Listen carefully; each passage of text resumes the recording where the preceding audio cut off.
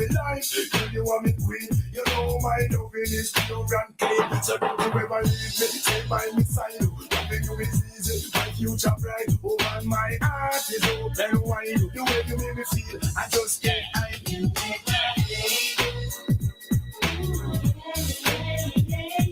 I'm real things to say. Girl, you make my day. Please stay. Don't ever go away.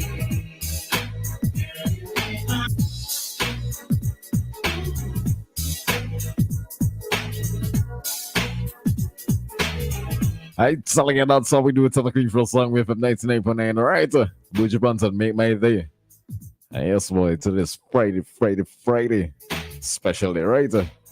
Yes, it's 3 p.m. here in St. Vincent and the rest of the Eastern Caribbean. You're locked on to the Queen for a song with 99.9. At this time, we have about 3 p.m. news. Keep it locked on.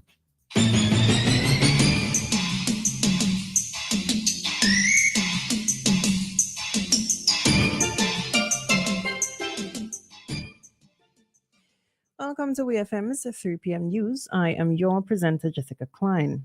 First on the local scene.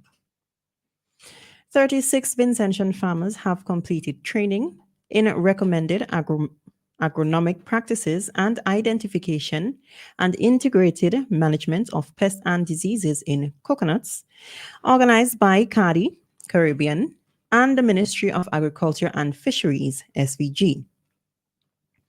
The agronomy session, led by CADI representative Donawa Jackson, covered various topics including variety identification, seed nut selection, nursery management, site selection, planting, nutrition, and harvesting.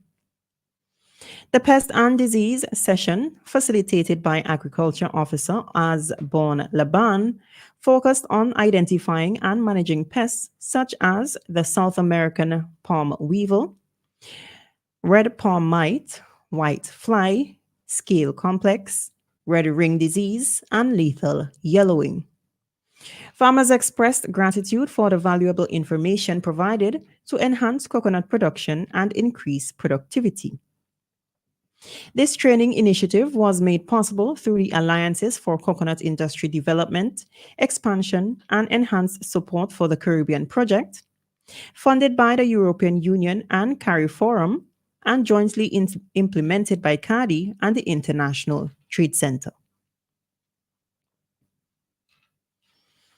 The Ministry of Transport, Works, Lands, and Physical Planning, led by the Natural Disaster Management Project Implementation and Management Unit, NDM PIMU, will soon commence the rehabilitation of Palmist Road.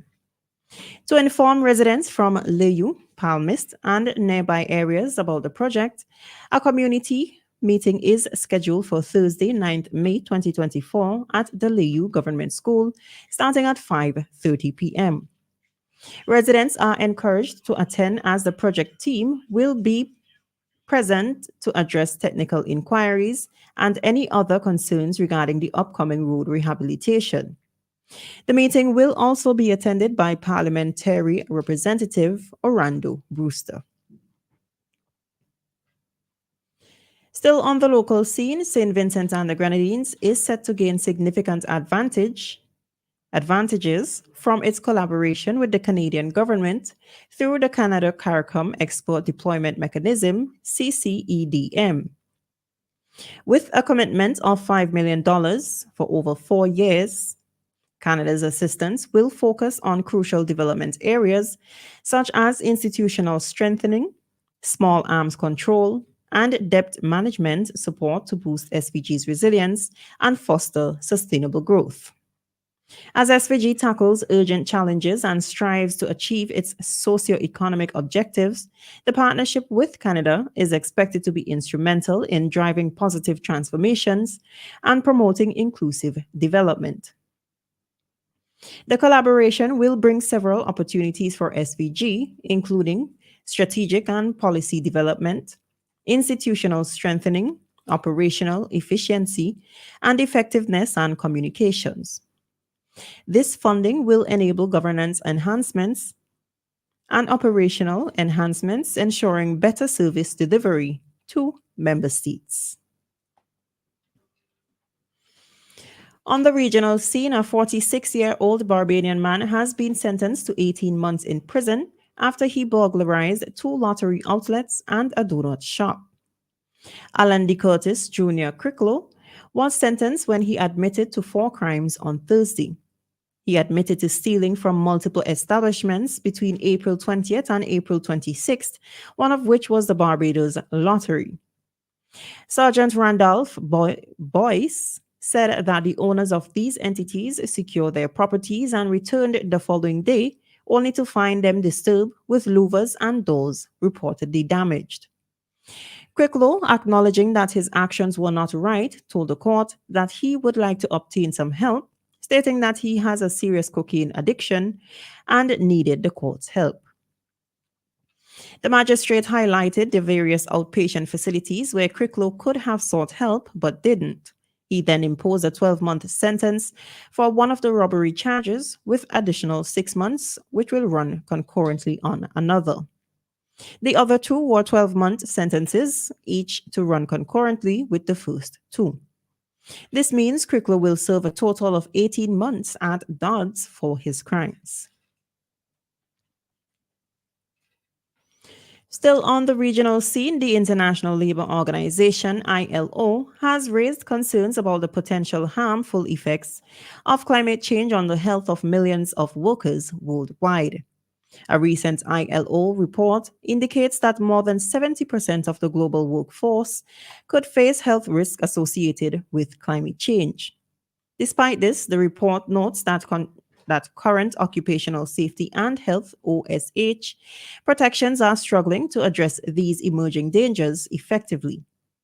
The impact of climate change on workers extends beyond just heat exposure, as it also includes risk of cancer, cardiovascular disease, respiratory issues, kidney problems, and mental health conditions. Manal Aziz, the OSH team lead at the ILO, emphasized the importance of integrating occupational safety and health considerations into climate change responses, both in policies and actions. The report by the ILO examines how different countries are responding to these challenges. These responses involve updating or creating new laws, regulations, and guidelines, as well as enhancing climate mitigation efforts like promoting energy efficiency in workplaces. Finally, on the international scene, the death toll from flood-related incidents in Kenya has surpassed 200 since March, according to the Interior Ministry's announcement on Friday. Meanwhile, a cyclone is heading towards the Tanzanian coast.